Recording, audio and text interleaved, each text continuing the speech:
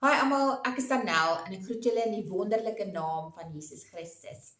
Ek het lanklaas 'n video gemaak, maar die afgelope week het daar weer eens iets groot daar in die wêreld gebeur en ja, wat nuus, groot nuus is wat plaasvind en ja, ek het daaroor gaan bid en ek het vir die Heilige Gees gevra wat moet ons as kinders van God sien en leer uit hierdie gebeurtenis waar Trump aangeval is, wat wil hy vir ons spesifiek vir gelowiges sê leer, want daar is te veel ooreenkomste en aandag wat God op homself gesit het deur hierdie hele ding en as so 'n groot gebeurtenis gewoonlik plaasvind, dan moet jy vir jouself afvra, wat wil God vir ons sê? Ons moet net aangaan met ons daaglikse lewe nie en hoor my nou mooi, dit gaan nou glad nie oor Trump as persoon hierson nie, die Here kon enige iemand gebruik het. Baie mense maak die fout om vir Trump daarbo te sit as hulle redder en hy is net 'n persoon wat die Here gebruik om sy doel, God se doel te bereik. So, hy is nou die persoon wat God op hierdie tydstip gekies het om sy doel te bereik, wat hy verder wil vat in die geestesrealm, sodat ons in hierdie nuwe geestelike seisoen in kan beweeg verder. En ek het gaan bid en ek het vir God gevra, wat wil hy vir ons sê, wat wil hy hê met ons sien hierdeur gebeur, veral omdat daar soveel fokus nou ewe skielik op die God van die Christen geplaas is, waar Trump selfs gesê het, weet, if it wasn't by the grace of God, I wouldn't have been here today, en hy het dit duidelik gemaak dat, weet, God alleenlik het hom beskerm. Soos ons kon gesien het, as julle nog nie die video gesien het nie, gaan kyk die video, as Trump sy kop net 'n entjie verder gedraai het, dan het daar die koel hom getref in sy kop, en so nou dit net sy regteroor getref, wat net so 'n baie belangrike betekenis het, as mens kyk in die woord van God. So kom ons delf in, en laat ek vir julle kan mooi verduidelik wat die Heilige Gees aan my openbaar het. So, ek het nou gaan bid, en ek het gevra wat wil hy vir ons sê, en hy het my hierdie een vers gegee, en hierdie vers is in Nehemia 4 vanaf vers 20, wat sê, as julle die trompet hoor blaas, sorg dat julle so gou moontlik by my en die soldate uitkom. Ons weet, ons God sal ons help in die geveg. Hoe wonderlik dat God juist die woord trompet hoor, want in Engels praat hy van die trumpet, en baie mense het al, oor die paar jaar het hulle nou gesê, weet, Trump is verteenwoordig 'n trompet, hy is soos 'n trompet, hy praat baie, hy weet, is hard en hy's luidrigtig, en in die geesteswêreld kan ons dit ook daarmee assosieer. So, as jy gaan kyk en bietjie agtergrond wil kyk oor wat hier in Nehemia 4 aangaan, ek het reeds so 4 jaar terug, dalk bietjie meer, het ek 'n video gemaak oor wat God vir my uitgewys het, die ooreenkomste, geestelike en fisiese ooreenkomste van die muur, wat Nehemia hulle gebou het, wat nou afspeel in Esra 6 en hier in Nehemia 4, julle kan dit gaan lees, die herbou van Jerusalem se mure en die ooreenkomste tussen hierdie muur van Jerusalem, nie net die grootte en die mates wat dit aanbetref nie, maar ook hoe dit geestelik ooreenstem met die bou van die muur, van Trump se muur. Dit is verstommend, gaan kyk bietjie daarna, ek sal dit aanheg hier in die deskripsieboksie hieronder, so dan kan julle na daardie video ook gaan kyk weer, en so begin die legkaartstukkies in mekaar pas. So hierdie trompet het hulle daar gesit as 'n tipe van 'n alarmstelsel, want die Jerusalem se mure is verskriklik groot, so en is 'n groot gebied waar hulle hierdie mure moes bou, so sodra hierdie soldate dan nou, wat aangestel is om die trompet te blaas, gevaar sien aankom, die vyand sien aankom, moes hulle op die trompette blaas, en van hulle moes hardloop, en hulle het juist, hulle het selfs geskree, en hierdie woorde geuiter, ons weet, ons God sal ons help, so het hulle aangaan, en so het God hulle elke keer gehelp, en deurgedra, totdat hierdie muur voltooi is. Nou iets baie interessant wat ek raak gelees het, terwyl ek nou so 'n bietjie verder aangelees het hier, het ek gesien hierdie muur van dat Nehemia hierdie muur toe weer begin herbou het, want daar was 'n periode wat hulle hierdie muur gebou het, toe het dit gestop, en toe het hy weer die bou van hierdie muur hervat. En dit is interessant dat, soos julle weet met die geskiedenis van Trump ook, hy het 'n muur begin bou, en toe is dit nou heeltemal gestop met hierdie hele presidentskap van Biden, en as Trump dalk nou weer aan bewind kom, sal hulle definitief seker die bou van die muur hervat. Maar kom ons hardloop nie vooruit nie, maar wat baie interessant is van hierdie hele storie is dat dit het hom vir Nehemia 52 dae geneem om hierdie muur dan nou te voltooi. En hulle het dit voltooi in die maand Elul. Nou, as jy gaan tel, dae gaan aftel, vandat Trump aangeval is, dit was die 13de Julie, en jy tel 52 dae aan, kom jy uit op 3 September. Nou, die maand van Elul is September op ons kalenders. So Elul is die maand in die Hebreëse kalender, dit is hulle 6de maand, en interessant genoeg van daardie maand, op die 3de is juis die dag wanneer Rosh Chodesh begin. Die 3de September, julle kan dit gaan opkyk, is die dag wanneer die nuwe maand begin in September. So, hulle werk nie soos ons van die 1ste tot die 31ste nie. Hulle maande begin soos wanneer die nuwe maan dan nou uitkom, dan dis wanneer hulle nuwe dag van hulle nuwe maand bepaal word as gevolg van die maan, die nuwe maan wat uitkom. So dit het ek baie interessant gevind, dat dit presies op die 3de September is dan wanneer hulle Rosh Chodesh is, wat dan beteken the beginning of the new month, en dan nou wanneer hulle ook die koms van die nuwe maan dan nou vier. So maan, nie maand nie, maan en maand vier. Goed. Nou wat gebeur gedurende hierdie maand van Elul ook is, dit is 'n maand wat God genade betoon aan die volk, wat hy vir hulle kans gee om hulle sondes te bely. Hoe interessant is dit, om hulle sondes te bely, want die maand Tishri, wat dan nou hulle nuwe jaar gaan verteenwoordig, wat gewoonlik einde September of begin Oktober gaan wees. Hierdie jaar gaan dit in die 2de Oktober, is dit Rosh Hashanah, wat hulle nuwe jaar gaan wees. Dan kry jy nou kans in daai laaste maand om jou sondes te bely, om jou saak reg te maak met God. Hoe wonderlik is God dat hy ons kans gee en tyd gee om ons sondes te bely en reg te maak met hom. So, en interessant, gedurende daardie maand van Elul, elke dag word die trompet geblaas, juis om jou te herinner, om reg te maak, jou sonde af te lê en jou te bekeer, en ja, jou saak reg te maak met God. So dit is iets bitter interessant. Kom ek gaan terug na die bloed op die oor toe, op die regter oor. Nou in Exodus 29 vers 20 lees ons, ek kan eintlik van vers 19 af lees. Nou dit was hulle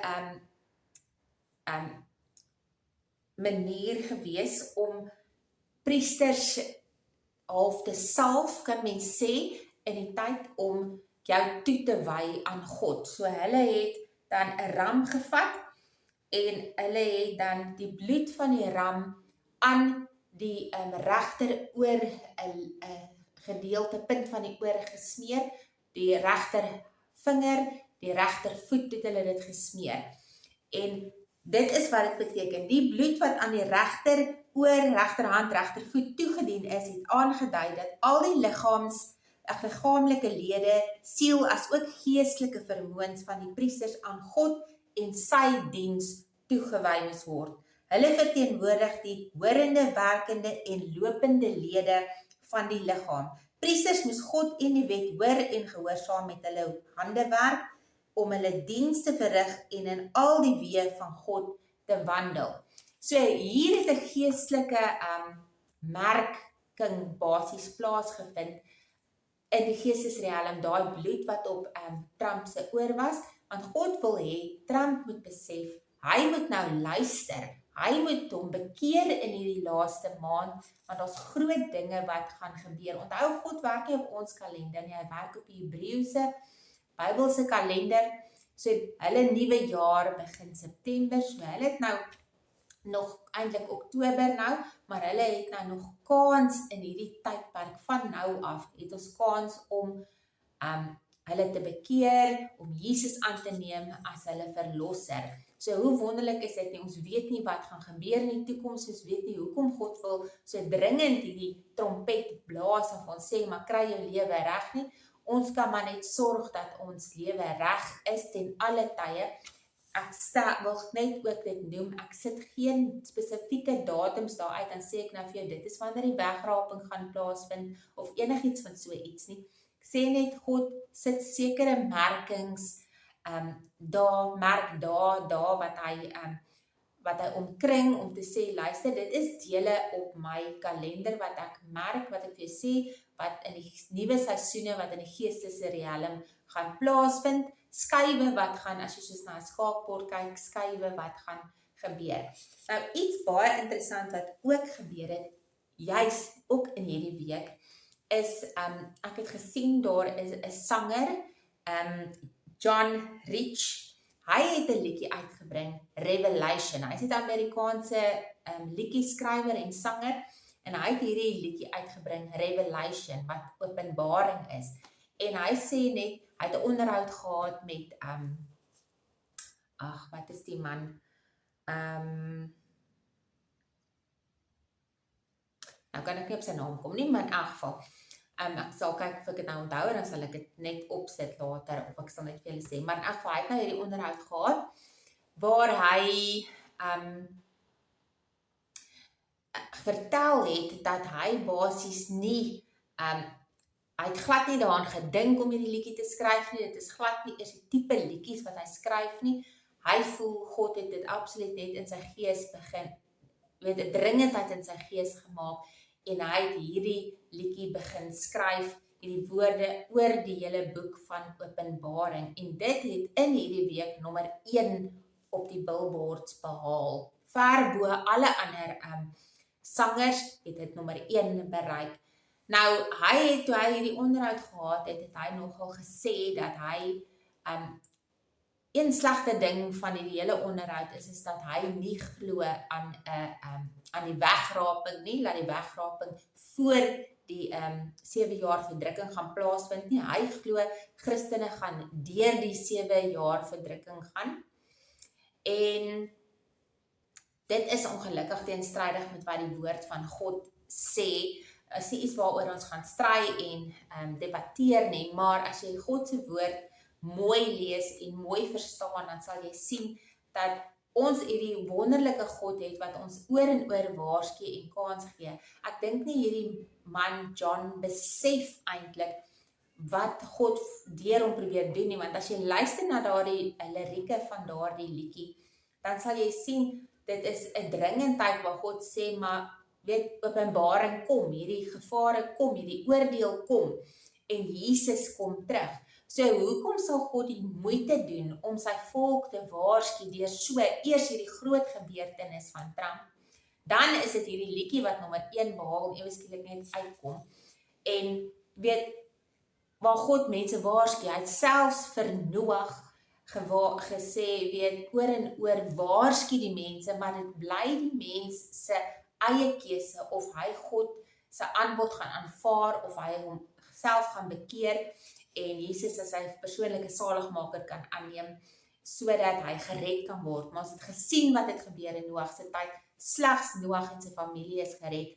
So God is genadig, soos ons kan sien in hierdie maand van Elul ook, dis God weer eens gee ons tyd, hy gee vir ons tyd om te onsself te bekeer en tot hom te nader. En selfs as jy nou net weer moet gaan teruggaan na die wegraping toe, waar God oor en oor toe hy, as jy nou kyk na die boek van Openbaring veral, het Jesus vir Johannes gesê, skryf aan hierdie 7 kerke, waarsku hulle dat hulle absoluut, hulle moenie lou warm wees nie, hulle moet warm wees, of kyk, want as hulle lou warm is, gaan ek hulle uitspoeg, dan gaan hulle nie kan saamgaan nie. Hoekom sal Jesus en God dan soveel moeite doen om sy volk oor en oor te waarsku? God het ook gesê, ons is nie bedoel vir sy straf nie. Dis hoekom Jesus dan nou gekom het, waarvoor het hy dan nou gekom om vir ons te sterf, vir ons sondes te sterf, dan was dit mos nou alles verniet gewees. God gaan nie toelaat dat die bruid deur die modder gesleep word en dat die bruid deur hierdie oorlog en al hierdie oordele van God gaan nie, want Jesus het al reeds vir ons gesterf. Dit is hoekom ons oor en oor gewaarsku moet word om te volhard, sodat ons kan saamgaan wanneer Jesus ons gaan kom haal. Hierso in, dit is, laat ek net gou kom by daai gedeelte gou wat ek wil noem, net gesien. Hy sê, in die Engelse Bybel, en ek het sommer lees en hy sê dit mooi daarso. Dit is in Lukas, ek het nou nie beplan om dit te sê nie, maar ek wil dit tog gou noem.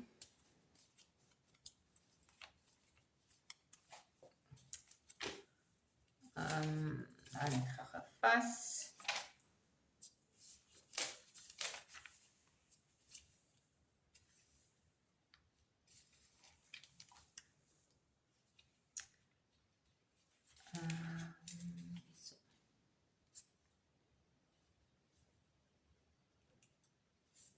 Hy sê, Lukas 21 vers 36 sê, watch therefore and pray always that you may be counted worthy to escape all these things that will come to pass and to stand before the Son of Man.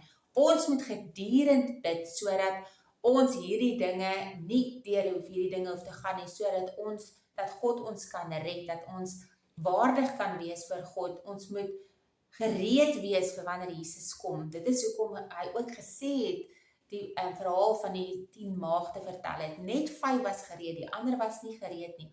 As ons nou nog steeds deur hierdie verdrukking gaan, dan gaan ons mos nou weet, ons weet mos nou, sodra ons daardie vredesooreenkoms wat geteken gaan word, soos Daniel sê, sodra ons weet daai 7 jaar vredesooreenkoms word geteken, dan gaan ons mos nou 2 en 2 by mekaar kan sit, dan gaan jy mos nou presies kan weet, in die einde van die 7 jaar, kom Jesus terug met al die gelowiges. So wat is die punt daarin? Dan gaan jy mos presies weet wanneer Jesus terugkom, so dan kan jy mos nou maak en breek soos wat jy wil, want jy het 'n tydlyn.